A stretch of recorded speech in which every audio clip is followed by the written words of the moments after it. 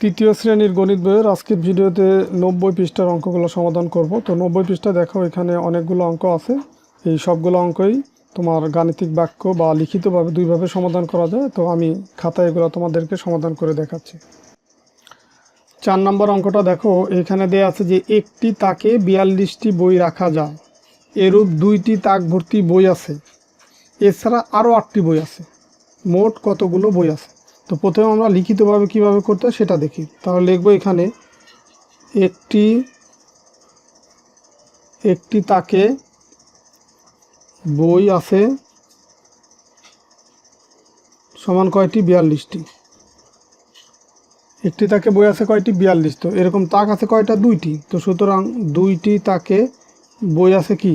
একটি তাকে যে বই আছে 2টি তাকে তার চেয়ে বেশি আছে, বেশি মানে গুণ 42 গুণ হচ্ছে তাক সংখ্যা মানে 2, এতটি। তো 42কে 2 দিয়ে গুণ করলে এই 2 দুগুণী 4, এই 4 দুগুণী 8, তাহলে 84টি বই আছে এই 2টি তাকে। তো এরপরে বলছে যে এছাড়া আরও 8টি বই আছে, তার মানে এই 2টি তাকে যে 84 বই, এছাড়া আরও 8টি বই আছে। তাহলে মোট বই কত হবে?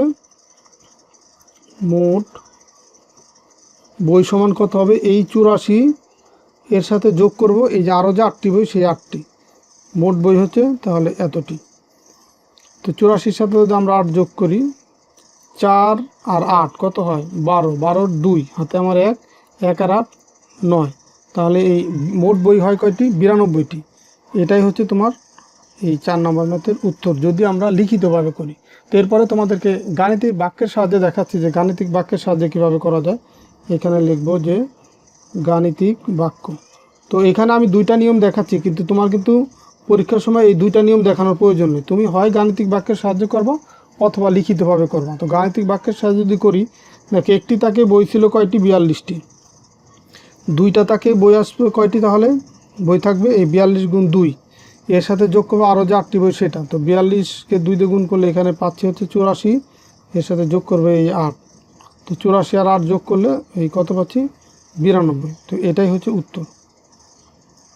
বা তুমি এখানে পরের লাইনে লিখে দিতে পারো যে মোট বই 42টি। তো এটাই হচ্ছে 4 নম্বর ম্যাথের উত্তর। তো গাণিতিক বাক্যের সাহায্যে করলে তোমাকে শুধু এইটুকু দিতে হবে, এটুকু দিলেই হবে। তো 5 নম্বর অঙ্কটা দেখো, এখানে 5 নম্বর অঙ্কে দেয়া আছে যে ফয়সাল প্রতি মাসে 120 টাকা বৃত্তি পায়। তার 12 মাসের বৃত্তির টাকা থেকে সে তার বোন রিনাকে 120 টাকা দেয়, তার কাছে কত টাকা অবশিষ্ট রইল? দেখো প্রতি মাস মানে হচ্ছে 1 মাস। তো 1 মাসে বৃত্তি পায় কত? 120 টাকা।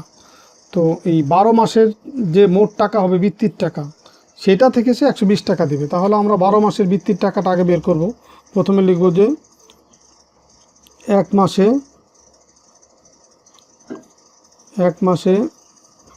বৃত্তি, 1 মাসে বৃত্তি পায় কত টাকা? বৃত্তি পায় সমান 120 টাকা। এটা হচ্ছে 1 মাসে পায়। তো এখন এই 12 মাসের টাকা থেকে সে তার বোনকে দিবে। তো আমরা 12 মাসের টাকাটা আগে বের করি যে 12 মাসে বৃত্তি পায় কত টাকা হবে? এই 1 মাসে যা পাবে 120, এটার সাথে গুণ হবে কত? মাস সংখ্যা মানে 12, এত টাকা। তো এই 120কে যদি আমরা 12 দিয়ে গুণ করি তখন কত পাবো? দেখো এই গুণ এখানে দেখা দিচ্ছি, 120 গুণ হচ্ছে 12, গুণ করলে 2 0 0 4, 2 দুগুণে 4, 2 অক্ষে 2, 1 ঘর কাটা, 1 0 0, 2 অক্ষে 2, 1 অক্ষে 1। যদি যোগ করি এখন দেখো 0 4 4 1, 1440 টাকা পাবো। এই 12 মাসে কত হবে? 1440 টাকা। এটা হচ্ছে 12 মাসে টাকার পরিমাণ।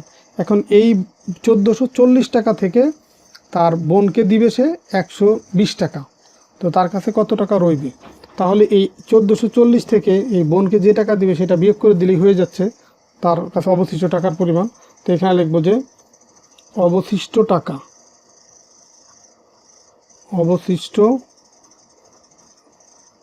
অবশিষ্ট টাকা বা অবশিষ্ট থাকে লিখলে হয়, অবশিষ্ট থাকে সমান এই 1440 বিয়োগ হচ্ছে বোনকে দিছে কত? 120 টাকা। তো এখন এই যে অবশিষ্ট থাকে এই লাইনটাকে তোমরা আর একটু বড়ও লিখতে পারো যে তার বোনকে 120 টাকা দেওয়ার পর অবশিষ্ট থাকে, এইভাবেও লিখতে পারো, বা শুধু অবশিষ্ট থাকে এটুকু লিখলেও হবে। এখন দেখো এই 0 0 মিলে গেল, 0 2 আছে কত হলে 4 হবে? 2 হলে 1 আছে কত হলে 4 হবে, 3 হইলে এখানে আর অঙ্ক নয়, তো এই 1 সরাসরি এখানে বসাই দেবো। তার মানে 1320 টাকা তার বোনকে দেওয়ার পরে তার কাছে থাকে কত টাকা, 1320 টাকা। এটাই হচ্ছে তোমার 5 নম্বর ম্যাথের উত্তর। আর যদি গাণিতিক বাক্যের সাহায্যে করি তখন দেখো লিখতে হবে যে গাণিতিক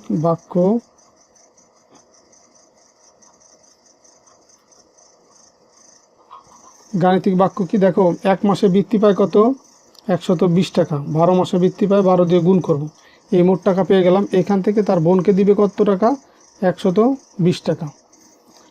তাহলে এখন এই 120কে 12 দিয়ে গুণ করলে এখানে পাচ্ছি কত, 1440, বোনকে দিয়েছে 120, তো বিয়োগ করলে এই যে 1320 টাকা। এটাই হচ্ছে তার অবশিষ্ট টাকার পরিমাণ, এটাই হচ্ছে উত্তর। তো গাণিতিক বাক্যের সাহায্য করলে শুধু এটুকু দিলেই হবে। তো এরপরে দেখো 6 নম্বর অঙ্ক। 6 নম্বর অঙ্কে দেয়া আছে যে তোমার একটি ঝুড়িতে 74টি লিচু আছে, অন্য একটি ঝুড়িতে 70টি লিচু আছে। তো দুইটি ঝুড়ির লিচু একত্রে মানে হচ্ছে মোট বা যোগ, একই কথা, বা যোগফল। তাহলে এখানে এই প্রথম ঝুড়ির লিচু 74 আর দ্বিতীয় অন্য ঝুড়ির লিচু 70, এই দুটো যোগ করলে আমরা একত্রে লিচুর পরিমাণ বা মোট লিচু পাবো। এই মোট লিচুকে আবার 8 জনের ভিতরে সমানভাবে ভাগ করে দিতে হবে। তাহলে আমরা লিখব যে মোট লিচু যদি আমরা লিখিতভাবে করি তখন এইভাবে করতে হবে। মোট লিচু কত, প্রথম ঝুড়ির লিচু ছিল কয়টি, 74টি, দ্বিতীয় ঝুড়ির লিচু ছিল কয়টি বা অন্য ঝুড়ির লিচু ছিল 70টি। তাহলে মোট লিচু হবে এই 2 ঝুড়ির লিচু যোগ করার পরে মোট লিচু এতটি। এখন 70 আর 74 যদি যোগ করি, 0 আর 4 যোগ করলে 4, 7 আর 7 যোগ করলে 14, তার মানে 144টি হচ্ছে মোট লিচু। এখন এই লিচু আবার ভাগ করব কত জনের ভিতরে, 8 জনের ভিতরে। তাহলে লিখব যে প্রত্যেকে লিচু পাবে সমান কত, এই 144, এটাকে ভাগ করব কত দিয়ে, 8 দিয়ে, এতটি, যেহেতু 8 জনের ভিতরে ভাগ করব। তাহলে এই ভাগটা তোমাকে রাফ হিসেবে এখানে আমি দেখাই দিলাম যে 144কে ভাগ করব কত দিয়ে, 8 দিয়ে। তা 8 14-র ভিতরে যাবে হচ্ছে, 1-এর ভিতরে যায় না, 14-র ভিতরে কতবার যায়, এই দাগটা তোমাকে দিতে হবে না, তোমাকে বোঝার সুবিধাটা আমি দিলাম যে 14কে আমরা প্রথমে ভাগ করব। তা 8 14-র ভিতরে যাবে একবার, লিখলাম 8, বিয়োগ করলে এখানে পাবো 6, এই যে 8 আছে কত হলে 14 হবে, 6 হলে। এখন 4 এখানে যদি নামাই নিয়ে আসি 64, দেখো 8 64-র ভিতরে কতবার যায়, 8 8 64, তার মানে এখানে হবে 8 8 8 64, মিলে গেল 0। তাহলে ভাগফল কত পেলাম আমরা, 18। তাহলে এই প্রত্যেকে লিচু পাবে কয়টি, 18টি লিচু পাবে। এটাই হচ্ছে তোমার এই ম্যাথের উত্তর, যে প্রত্যেকে লিচু পাবে কয়টি, 18টি লিচু। তো এই অঙ্কটাই আমরা আবার গাণিতিক বাক্যের সাহায্য দেখাবো। দেখো গাণিতিক বাক্যের সাহায্য যদি করি তখন আমাকে প্রথমে লিখতে হবে যে গাণিতিক বাক্য কি। দেখো এখানে একটি ঝুড়ির লিচু ছিল 74টি, আর একটা ঝুড়ির লিচু ছিল 70টি, দুটা যোগ করলাম, মোট লিচু পেয়ে গেলাম। এটাকে আবার ভাগ করব কত দিয়ে, 8 দিয়ে। আর এখানে এই প্রথম বন্ধনী কেন দিলাম দুইটা সংখ্যার আগে, যেহেতু এখানে এই যোগ আছে আবার ভাগ আছে, তো যোগ আর ভাগ যদি থাকে বন্ধনী না দিলে ভাগের কাজ আগে করতে হতো, তাহলে 70কে 8 দিয়ে ভাগ করতে হতো, সেই ক্ষেত্রে আমরা সঠিক উত্তর পেতাম না। এই কারণে আমরা মোট লিচুটা যেহেতু আগে বের করছি, এই কারণে এই 70 আর 74 যোগ করে আমরা ওইটা প্রথম বন্ধনী দিলাম যেন এই কাজটা আগে করি। তো এখন আমরা এখানে পাবো হচ্ছে 144, ভাগ করবো কত দিয়ে, 8 দিয়ে। তো 144কে 8 দিয়ে ভাগ করলে কত পাবো, 18। তাহলে এইখানে লিখবো যে প্রত্যেকে লিচু পাবে 18টি। তো লিখবো যে সুতরাং প্রত্যেকে লিচু পাবে 18টি। এটাই হচ্ছে তোমার উত্তর। যদি গাণিতিক বাক্যের সাহায্য করি দেখো এভাবেই হয়ে যায়। তো এরপরে দেখো 7 নম্বর অঙ্ক সমাধান করব। 7 নম্বর অঙ্কে দেওয়া আছে যে সুরমা প্রতি ডজন 120 টাকা দরে 6 ডজন ডিম বিক্রি করে, তা থেকে সে 95 টাকা খরচ করে। তাহলে এই প্রতি ডজন ডিম 120 টাকা হারে সে মোট ডিম বিক্রি করে কয় ডজন, 6 ডজন। তাহলে 6 ডজন ডিম বিক্রি করে যে টাকা পাবে এটা তার হচ্ছে আয়। তো এই যে টাকা সে পাবে এই 6 ডজন ডিম বিক্রি করে, তার থেকে সে 95 টাকা খরচ করবে, মানে ওইটা আমি বিয়োগ করব। তাহলে বাদ বাকি যে টাকা থাকবে সেটাই সে ব্যাংকে জমা করবে। তো তাহলে আমরা ওইভাবে আমরা সমাধান করব। তাহলে প্রথমে আমরা লিখব এখানে যে প্রতি ডজন মানে 1 ডজন ডিমের দাম, 1 ডজন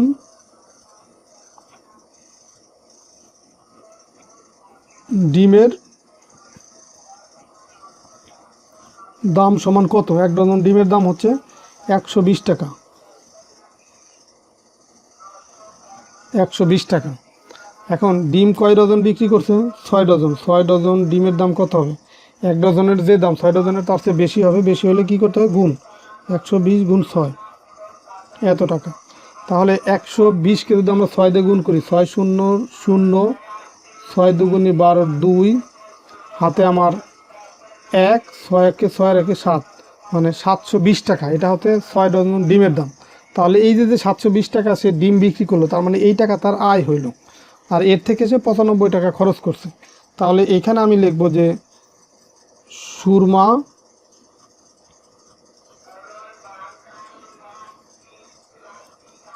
আয় করে সমান 720 টাকা। এটা হচ্ছে তার আয়। সুরমা খরচ করে কয় টাকা? 95 টাকা। তো এই 95 দেখো কোথায় লিখলাম? 95 হতে 720-এর এই যে শেষের যে দুইটা অঙ্ক 0 আর 2 তার নিচে লিখব, কারণ এইখানে যেহেতু দুইটা অঙ্ক আর এখানে অঙ্ক আছে 3টা। তো এইখানে যোগ করি বা বিয়োগ করি যেটাই করি, তো এই শেষের দিক থেকে বা ডান দিক থেকে অঙ্ক মিলিয়ে আসতে হবে। তার মানে 0 নিচে 5, 2-এর নিচে 9। তো এখন হচ্ছে এরকম একটা টান দিয়ে এখানে লিখবো যে সে কত টাকা ব্যাংকে জমা রাখে। এই 95 টাকা খরচ করার পরে যে টাকা থাকে সেই টাকাই সে ব্যাংকে জমা রাখে। তো সুতরাং আমরা লিখব যে সুতরাং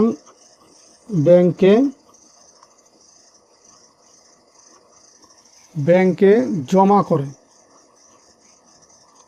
করে কত হবে? বিয়োগ করব, কারণ এটা তো খরচ। তো আয় থেকে খরচটা বাদ দিলে যে টাকা থাকবে সেটাই সে জমা করবে। 5 আছে কত হলে 10 হবে, 5 হলে এই 5-এর নিচে কিন্তু এটা লিখব, এই 5 আর 0 এটার ভিতরে আমি কাজ করতেছি।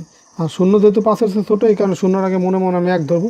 তো 5 আছে কত হলে 10 হবে, 5 হলে হাতে আমার 1, 1 আর 9 হচ্ছে 10, 10 আছে কত হলে 12 হবে, 2 হলে এটা 9-এর নিচে লিখবো, হাতে আছে 1, সেই 1 চলে আসবে এখানে, 1 আছে কত হলে 7 হবে, 6 হলে। তার মানে 625 টাকা সে ব্যাংকে জমা করে। এটাই হচ্ছে তোমার উত্তর। তো এই একই অঙ্ক যদি আমরা লিখিতভাবে গাণিতিক বাক্যের সাহায্যে সমাধান করি, তখন আমি এখানে লিখব যে গাণিতিক বাক্য কি? দেখো এখানে 1 ডজন ডিমের দাম হচ্ছে 120, তাহলে 6 ডজন ডিমের দাম হবে 120 গুণ 6। তাহলে এই 6 ডজন ডিমের মোট দাম পেয়ে গেলাম। এখান থেকে সে খরচ করবে কয় টাকা? 95 টাকা। বাদ বাকি টাকা সে ব্যাংকে জমা করবে। তো এইটাই হচ্ছে গাণিতিক বাক্য। এখন যদি সমাধান করি, দেখো 120-কে 6 দিয়ে গুণ করলে আমরা এখানে পাবো হচ্ছে 720, এখান থেকে বিয়োগ করব কত? 95। তো এখন 95 বিয়োগ করলে এখানে পাবো কত? 625, এত টাকা। তাহলে উত্তর হবে কি? এখানে বলছে যে সে কত টাকা ব্যাংকে জমা রাখে। ব্যাংকে জমা রাখে